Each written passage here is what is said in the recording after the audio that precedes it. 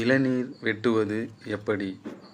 ஒரு நல்ல அருவாவாக பார்த்து எடுத்துக்கிட்டு, அது கூர்மையாக இல்லைனாலும் நம்மளோட கையோட வலிமையால் ஓங்கி வெட்டும்பொழுது ஈஸியாக சுலபமாக வெட்டிடலாம். வெட்டும்போது கவனமாக வெட்டணும். கொஞ்சம் கவனம் தவறினாலும் இடது கை விரல்கள் துண்டாகிடும். அருவா முக்கியம் இல்லை, கையின் பலம்தான் முக்கியம். கத்தியை நல்லா அழுத்தமாக பிடிச்சிக்கிட்டு ஓங்கி வெட்டும்பொழுது ஈஸியாக இளநீரை வெட்டிடலாம். நீங்களும் இளநீர் வெட்ட முயற்சி செய்யுங்க, ஆனால் கவனமாக வெட்டுங்க. சரியா?